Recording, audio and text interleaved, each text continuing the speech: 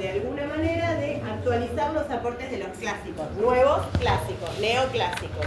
Entonces, se trabaja sobre los mismos principios que trabajaron Taylor y Fayol y se tratan de adaptar a los avances que, como decíamos, se fueron dando a lo largo del tiempo respecto a las organizaciones.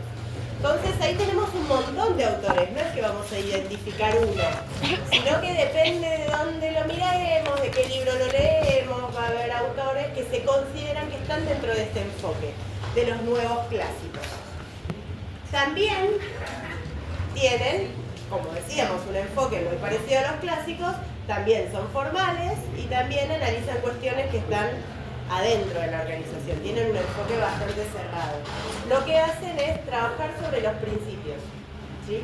Pero le ponen como un condimento más de pragmatismo, más de llevarlo a la práctica administrativa.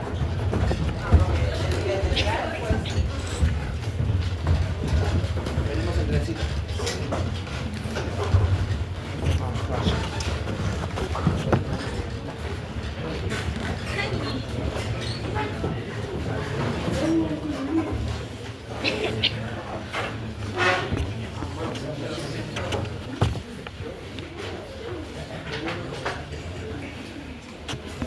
Bien, bueno, entonces como decíamos, el contexto mundial se da más cerca del 40 y pico, por eso decimos que en el contexto hablamos de la finalización de la Segunda Guerra Mundial como uno de los factores que tiene que ver con este nuevo mundo en el que surgen estas teorías, ¿no? Esto genera una expansión económica mayor que la que se venía dando y se empiezan a formar ciertos, empezamos a tener la idea de estas hegemonías que se empiezan a formar en el mundo, donde tenemos a Estados Unidos por un lado, a la Unión Soviética por otro. La expansión económica de Estados Unidos es bastante fuerte, empieza a tener presencia global, ¿sí? ¿Qué significa? Las industrias estadounidenses se empiezan a posicionar en el mundo, empiezan a crecer. Se empieza a dar de alguna manera a través de todo lo que es el desarrollo de las telecomunicaciones, que se da de una manera muy fuerte, se empieza a dar un proceso más de globalización. ¿Qué quiere decir esto? Que las empresas son cada vez más grandes y tienen cada vez más presencia multinacional, no están solo en un lugar, sino que empiezan a estar en muchos lugares del mundo. Esto requiere de que se generen ciertos aportes que tienen que ver con la descentralización de la toma de decisiones. Lo contrario que decía Fayol. ¿Por qué? Porque se empieza a dar este crecimiento en donde necesitamos también desarrollar todo lo que tiene que ver con la capacidad decisoria en las diferentes sucursales de nuestras organizaciones que cada vez son más grandes y más complejas. Además, se siguen sumando procesos de automatización. O sea, la tecnología sigue avanzando y se incorpora dentro de las organizaciones que cada vez son más grandes, entonces también se tiene que trabajar sobre la estructura de las organizaciones.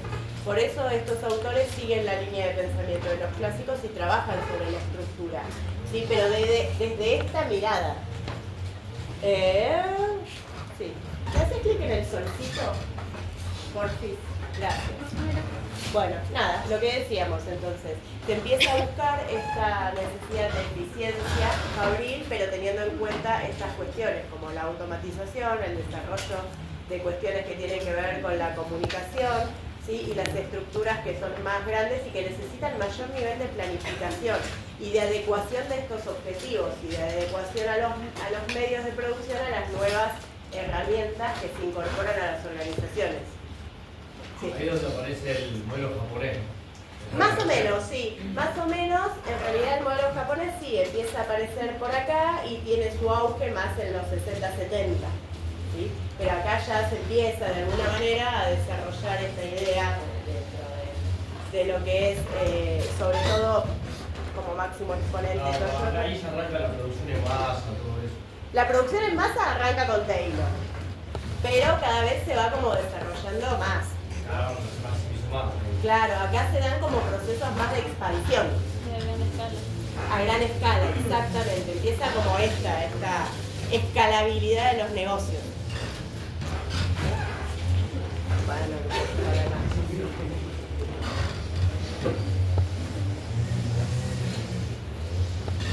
Entonces, ¿qué características tiene esta teoría? Bueno, por un lado, tiene el énfasis, esto, tenemos acá el ruido de fondo, el énfasis que tenemos en la práctica administrativa, esto que les decía que es muy pragmático, o sea, toma los aportes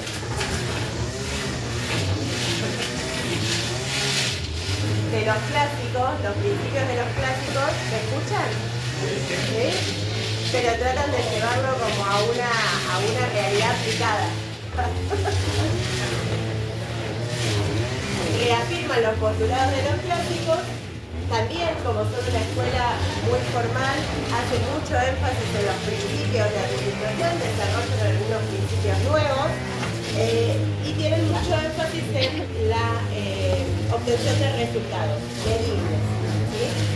Decimos que es una teoría ecléctica porque, como les dije, no es que hay un autor principal o dos autores principales, sino que se nutre de un montón de autores diferentes que van intentando de alguna manera modernizar los aportes de los clásicos.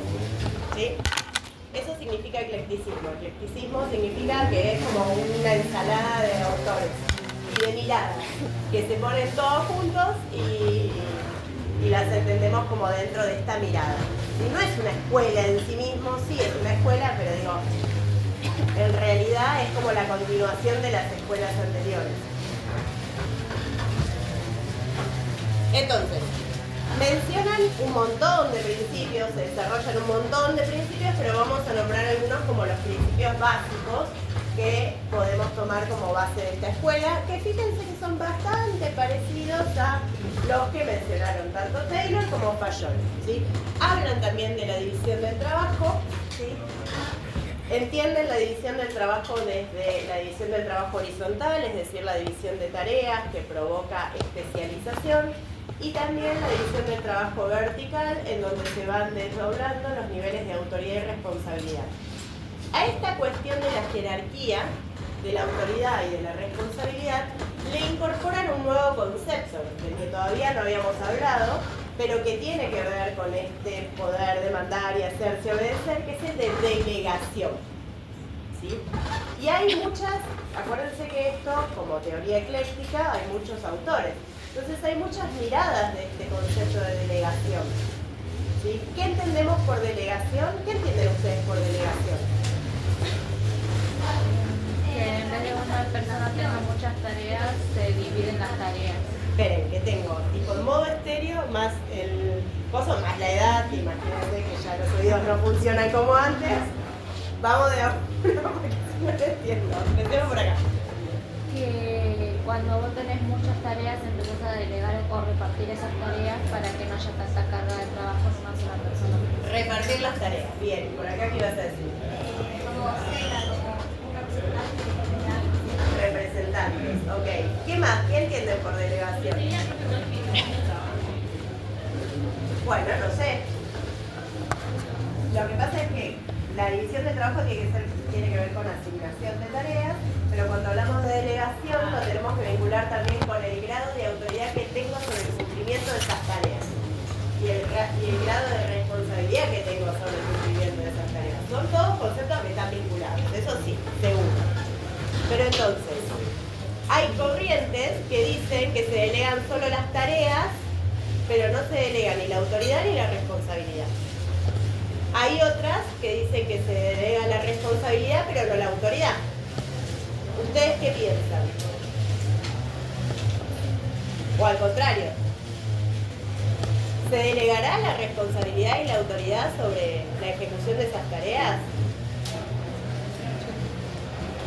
Pensemos en el concepto de autoridad, mandar y hacerse obedecer, pero también en el concepto de responsabilidad, de poder cumplir con esas tareas. ¿De quién es el encargado o quién es la cara visible, sobre todo si las tareas no se llevan a cabo? ¿De quién es la culpa? Pongámoslo en esos términos. Delegado. ¿Del que no ejecuta la tarea que le fue delegada o del jefe que delegó esa tarea? ¿Por qué? Porque no tiene conocimiento de que esa persona era apta o no para eso. Pero debería, si es el jefe, debería tener Pero conocimiento.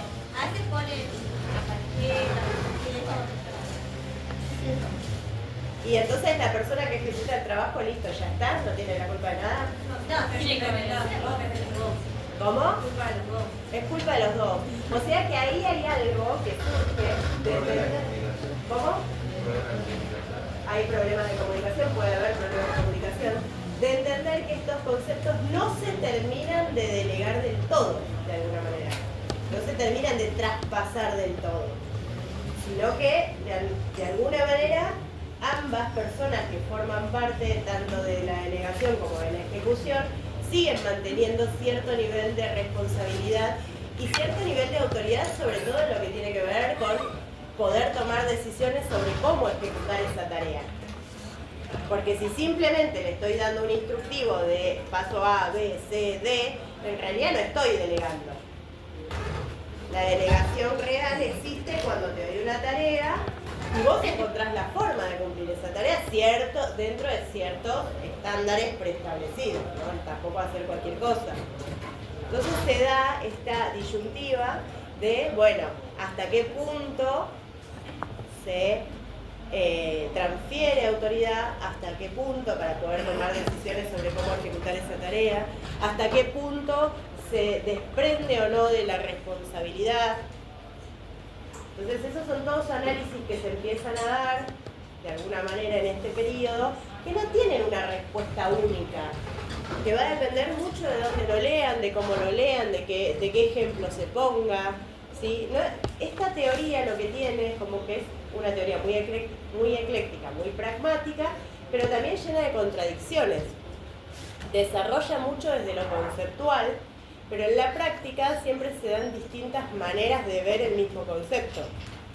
Entonces, tiene como estas contradicciones internas, de decir dónde pongo el límite, ¿no? Otro concepto, otro principio que surge de este momento, de esta teoría, de este conjunto de ideas, es el de amplitud de mando, que es un principio nuevo, o sea, no es nuevo, pero no lo había nombrado ni Taylor ni Fayol.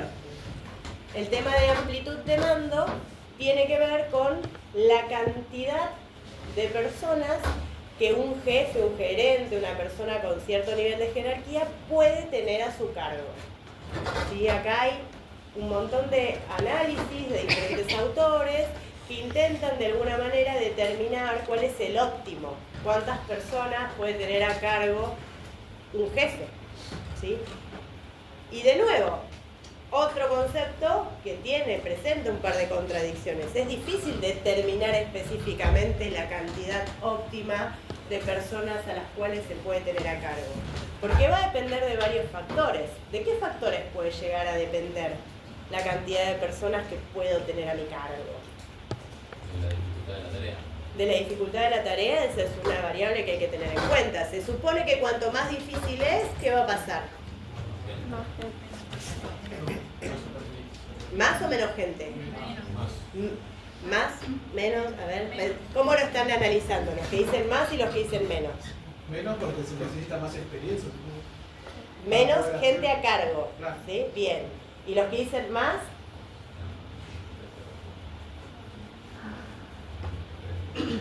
Lo están viendo desde la división de trabajo quizás, ¿no? Los que dicen más, ahí está. Desde la división de trabajo probablemente una tarea compleja requiera más gente, pero desde la supervisión, si lo vemos desde quién supervisa esas tareas, si la tarea es muy difícil, voy a tener que ponerle mucha más atención a lo que hacen esos empleados, entonces voy a poderle prestar atención a menos gente. Bien, esa es una variable. El tema de la complejidad de la tarea, qué tan difícil o fácil es hacer la tarea. Si es una tarea muy fácil, muy repetitiva, voy a poder tener un montón de gente a cargo, ¿no? Porque, nada, controlo fácil. Por eso en las imágenes de la línea de montaje que podemos ver, que podemos encontrar, hay un montón de gente y hay un solo supervisor, porque es muy sencilla la tarea que hace cada uno. Cuanto más compleja es, menos gente se supone que se necesita. ¿Qué más? La capacidad de experiencia de la persona a cargo. La experiencia de la persona a cargo es muy importante, ¿sí? Si es una persona nueva en el puesto, que nunca tuvo gente a cargo, y probablemente sea más difícil porque tenga que ponerle más cabeza a esa supervisión. En cambio, si es una persona que ya tiene muchísimos años de experiencia, bueno, quizás es un poco más fácil el manejo con otras personas, la relación, el vínculo que se puede dar con otras personas. Bien, ¿hay algo más que podría tener impacto? Hablamos de qué tan fácil o difícil sean las tareas, qué tanta experiencia tenga la persona que supervisa.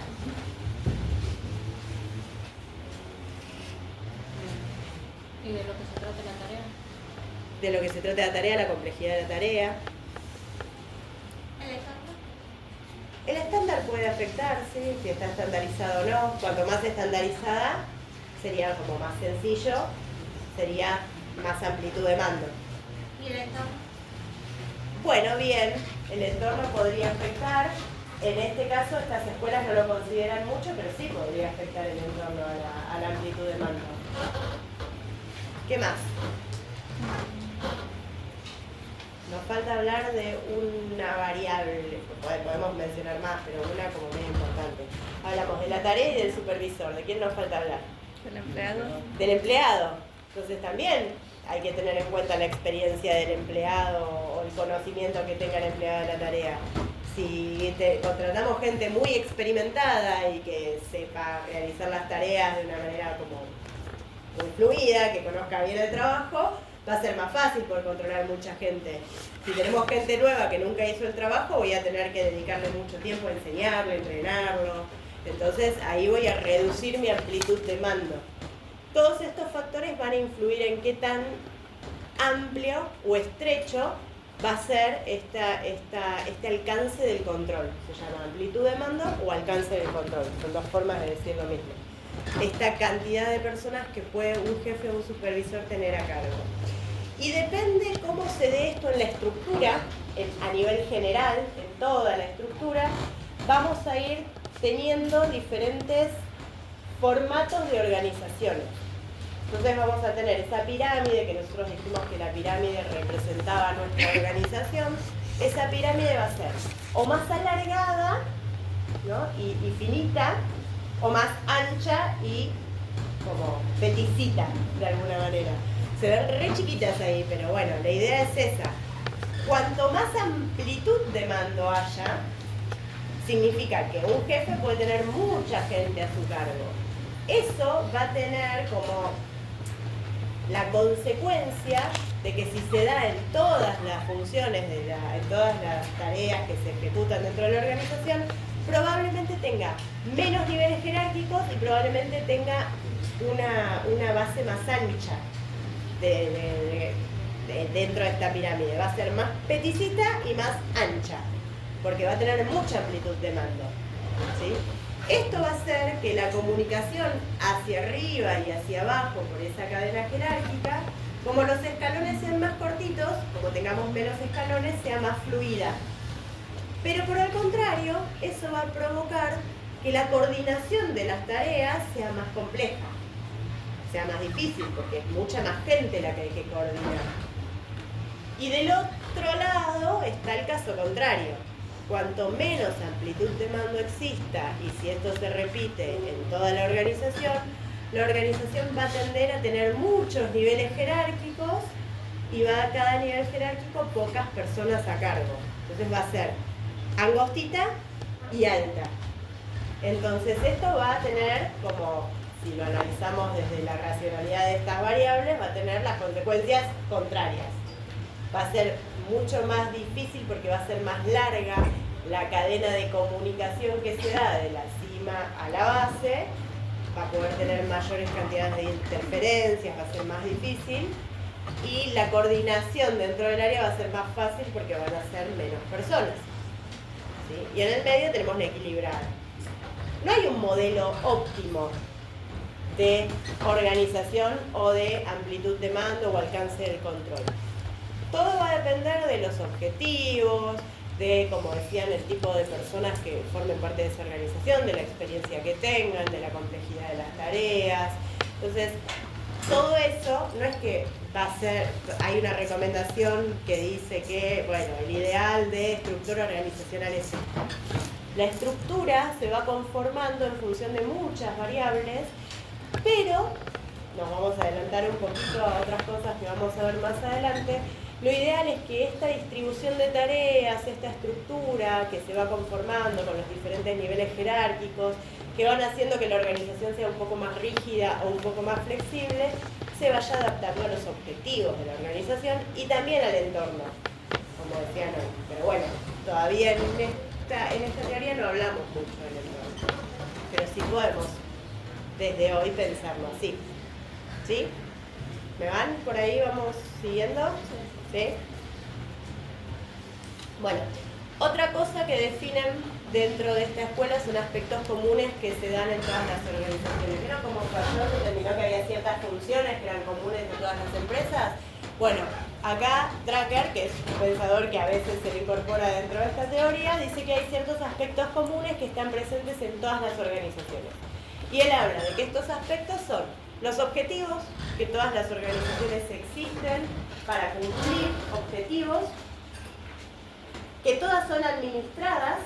La administración es como un aspecto que comparten todas las organizaciones y que además él habla del desempeño individual, que el desempeño general de la organización, lo eficiente que puede llegar a ser esa administración y ese cumplimiento de los objetivos en la organización, está dada por el aporte del desempeño individual de cada una de las personas.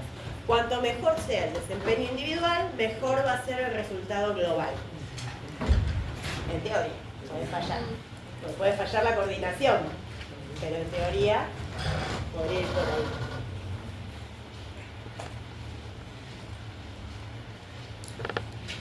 Otro tema que es bastante importante, que le suman los neoclásicos a todo lo que es el enfoque formal,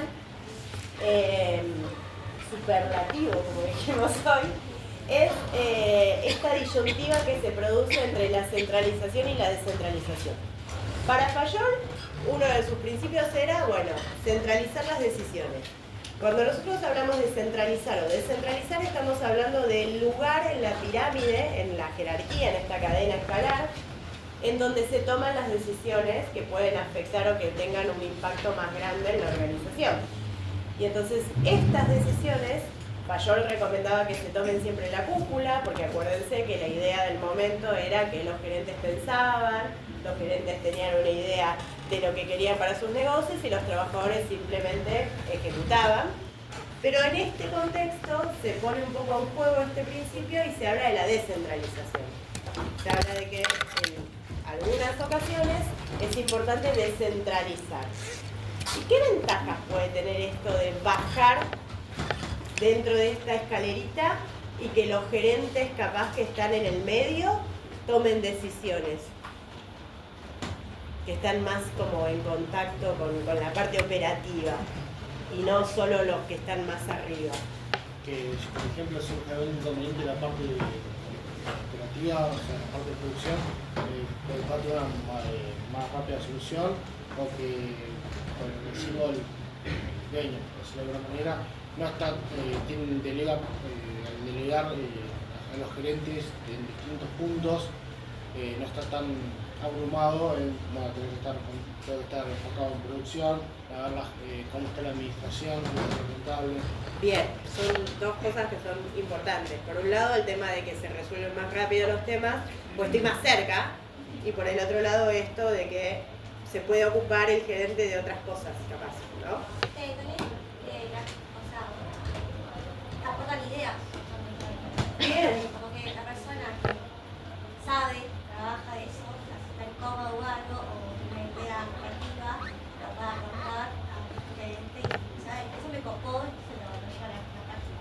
Bien, da más posibilidad a eso, de como estamos cerca de la ejecución, entender qué cosas se pueden mejorar, pero no desde el pensamiento abstracto, no desde mirarlo desde un sillón en la gerencia, sino de trabajarlo. Entonces eso puede generar como mayor también motivación de estos niveles intermedios, ¿no?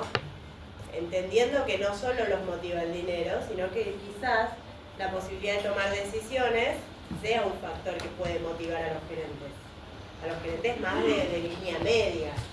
¿sí? Este contacto entre los que están bien en la cúpula y el trabajo diario. Bien. Estos conceptos son como dos caras, como decíamos, dos caras diferentes. Entonces, las ventajas que tiene un tipo de decisión en cuanto a la centralización o descentralización van a ser las desventajas de la otra y viceversa. Las ventajas de la descentralización van a ser las desventajas de la centralización. ¿Sí? ¿Qué desventajas puede tener esto de descentralizar las decisiones? Falta de coordinación. Falta de coordinación, porque cada uno está como muy enfocado. Cuando nosotros descentralizamos, vieron que les dije que en general organizamos el trabajo por funciones, ¿no? Entonces tenemos una gerencia de finanzas, una de marketing o comercialización, una de producción. Corremos el riesgo de estar muy enfocados en las necesidades de esa gerencia y no tener en cuenta cómo se coordina el trabajo entre todas las gerencias. Ese es un riesgo que se tiene al descentralizar. ¿Qué otra cosa podría pasar? Que tomen malas decisiones. Que tomen malas decisiones, sí. Se necesita un entrenamiento acá, que quizás es importante que esté, porque si no está puede generar que no funcione y que le echemos la culpa a la descentralización y en realidad lo que falló es que falta entrenamiento decisorio. Se supone que cuanto más arriba en la cúpula estemos, como pasamos mucho más tiempo planeando, organizando, dirigiendo, coordinando, controlando, tenemos mucho más experiencia en la toma de decisiones más estratégicas. Y se supone que si estamos más en la línea media para abajo, como pasamos más tiempo haciendo otro tipo de tareas, no tengamos tanto entrenamiento. Entonces eso puede ser una contracara. Parte de las malas decisiones también puede ser que cuando todo está enfocado hacia otro objetivo, puede ser que en la toma de decisiones que tenga el gerente, por ejemplo, el objetivo final se pueda borrar de lo que decidió la cúpula. Bien, claro, eso, de ver mucho su área y no estar tan como conectado con lo global. Esa es la gran ventaja de la centralización. Cuando las decisiones se toman centralizadas hay un enfoque global. Se trata de tener en cuenta cómo impactan esas decisiones en todas las áreas. ¿Sí? Por eso no es que hay, como decíamos con la... ¿Ya son las 10? ¿Está sonando la alarma? ¿No? Cuando decíamos que... como en la delegación que no hay, o como cuando hablábamos de amplitud de mando o alcance del control, que no hay una receta mágica, lo mismo pasa acá. También tiene que ver con la capacidad de los gerentes de desarrollar capacidad decisoria, también tiene que ver de cómo está estructurada la organización, de qué tan flexible o qué tan rígida es. Entonces eso va a hacer que esté o más centralizada o más descentralizada.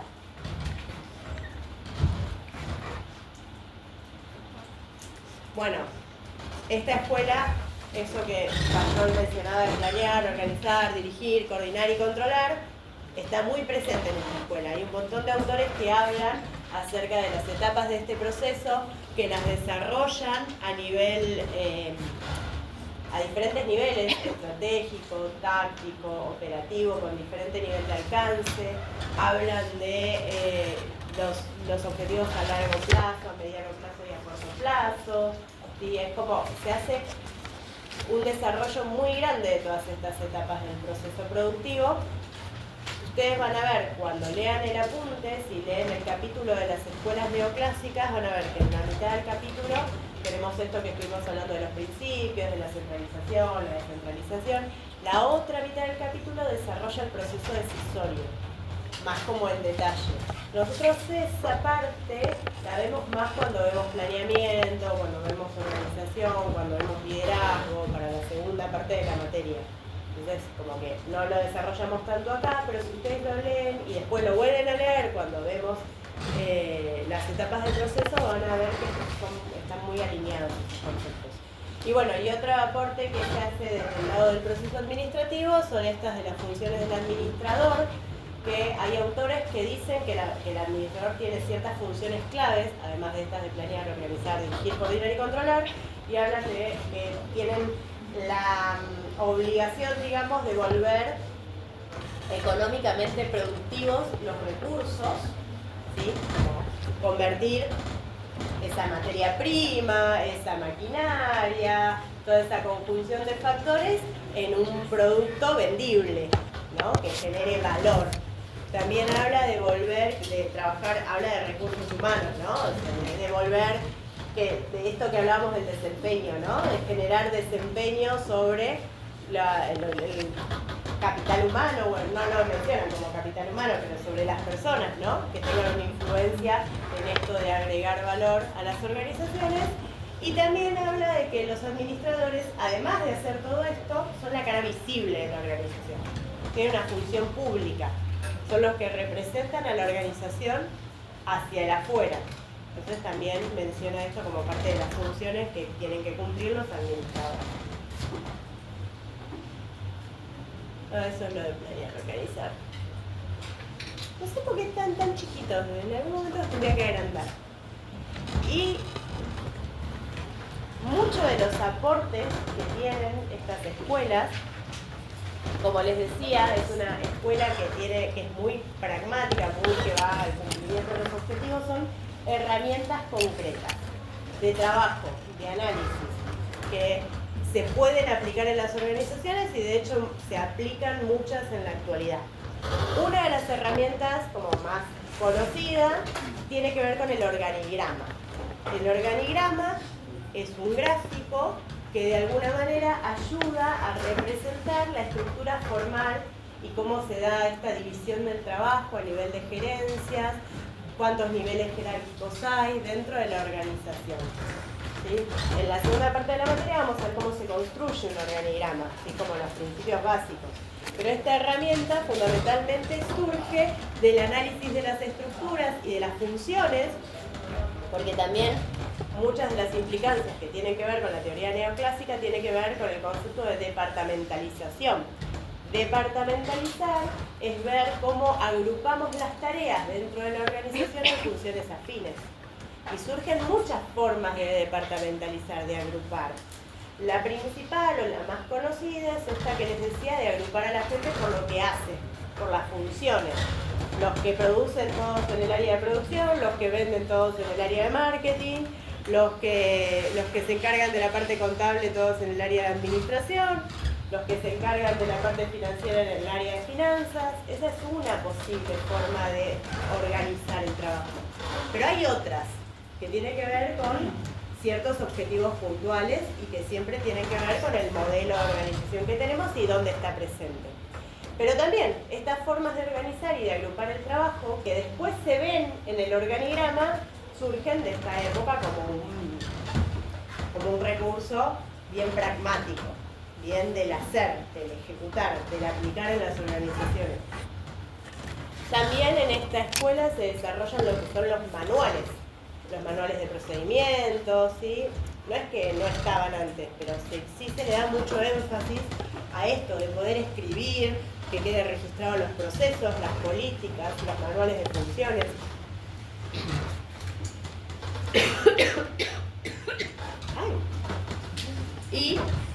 Creo que tengo acá. Miren si me muero acá. ¿Alguien sabe RCP, estas cosas? Yo sí sé. Sentate siempre adelante.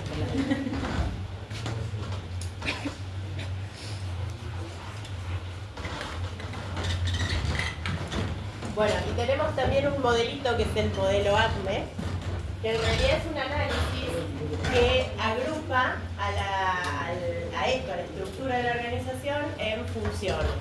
Y define que existen 7 funciones, que algunas son principales, como la de producción, por ejemplo, y que otras son como de apoyo, como por ejemplo todo lo que tiene que ver con las relaciones. ¿Cómo le llaman? No le llaman relaciones públicas, le llama... se me fue el nombre. Es como un esquemita muy específico para organizar las funciones. Lo novedoso que tiene es que detalla exactamente cada una de las funciones, es como un manual para aplicar en las organizaciones determinado tipo de estructura que está organizada de manera funcional, pero que tiene esta gran separación entre funciones básicas de la empresa y funciones que dan apoyo a esas funciones básicas.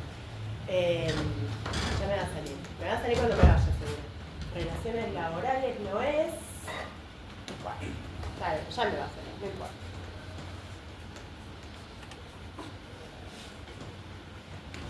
Este enfoque le podemos hacer las críticas bastante parecidas a las críticas que les hacíamos a los clásicos, porque vieron que sus aportes son como muy similares, ¿no? Todo lo que tiene que ver con que son muy formales, con que no identifican variables que tienen que ver con las relaciones humanas, con lo emocional, ¿sí? También muy cerrado, un enfoque muy cerrado. Le podemos agregar otras cuestiones que tienen que ver con algunas contradicciones que surgen adentro de esta teoría, ¿no? Como esto de, bueno, delegación, no delegación, centralización, descentralización, hasta cuándo amplitud de mandos, y estructuras más estrechas o más anchas o más largas. O sea, son todos análisis que tienen que ver con ciertas, con no aplicar una fórmula mágica, sino evaluar y analizar. Es muy descriptiva, ¿no? Como que describe muchas diferentes situaciones, pero no da ninguna específica como, bueno, aplicamos esto y ya está. Entonces, desde ese punto de vista le podemos hacer como ciertas críticas, ¿no? Y bueno, esto que decíamos, lo mismo de los clásicos, es una mirada muy rígida de la administración, o muy cerrada de la administración. Me quedé sin aire, ¿eh? ¿Qué rescatan de esta teoría? En función del anterior, en lo que venimos trabajando. ¿Qué es la diferencia de los clásicos? ¿Qué le aporta ciertas similitudes? La parte de los departamentos, la especialización de cada sector. Bien, ¿eso qué es? Como algo nuevo. Bien. ¿Lo administrar eso qué sería? ¿Igual, diferente? Diferente. Siento como que es muy parecido, pero que tuvieron más tiempo como para desarrollarlo y agregar más.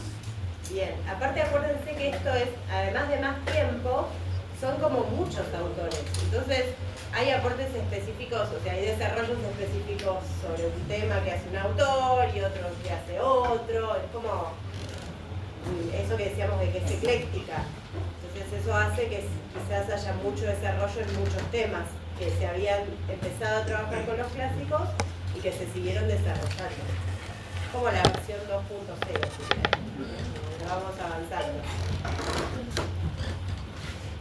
¿Qué más podemos agregar? Más desarrollo en la eficiencia de los trabajadores del trabajo. Más desarrollo en la eficiencia, mucho más énfasis en la eficiencia. La eficiencia es un concepto central de esta teoría. Todo lo que hablamos está en función de la eficiencia.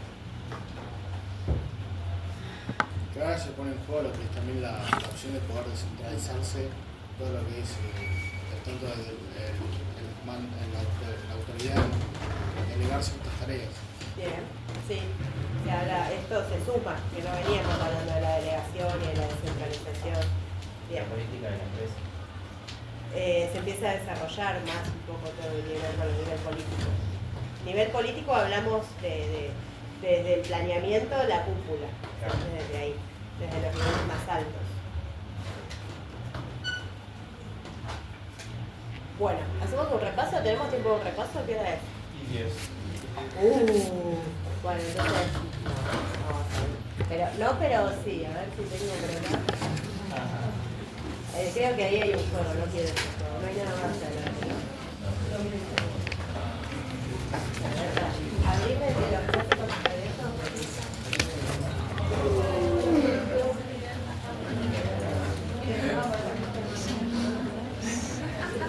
Bueno, vamos a hacer este aunque sea, que es cortito.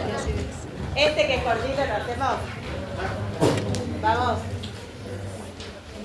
Ahí, ¿me haces un clic?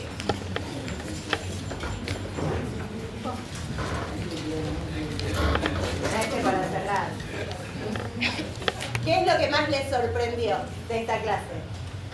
Además de que me hayan dicho vieja, eso bueno. Eso me sorprendió a mí.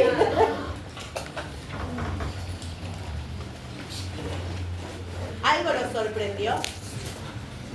¿Se dejan sorprender? Por la teoría administrativa. A ver, póngale onda, que sin 3 aportes no nos vamos. Nos vamos a ir a las 11, de verdad. Y a mí se me olvidó el poder que tiene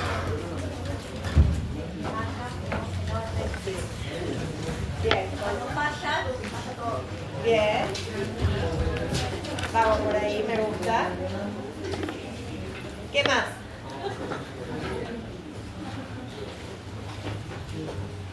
Algo que no esperaban aprender.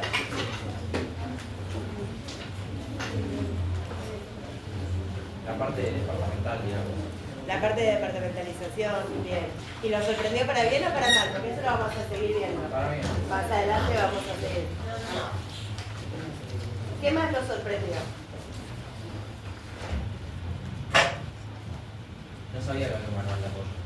Bien, no sabía que existían los manuales. Bien, eso está buenísimo. En muchas organizaciones se usa, sobre todo en las más grandes. En las más chiquititas a veces ahí tenemos como una cuestión que no hay mucha formalización. Los manuales, aprovecho, son un ejemplo bastante grande de la formalización del trabajo. O sea, cuantos más manuales hay, eso después lo vamos a retomar con la burocracia. Cuantos más manuales hay, es como que está todo más definido de cómo se hacen las cosas. Y eso le aporta más formalidad. Pero como le aporta más formalidad, también le aporta más rigidez y menos capacidad de cambio. Entonces, como todo, tiene sus ventajas y sus desventajas. Siempre el punto está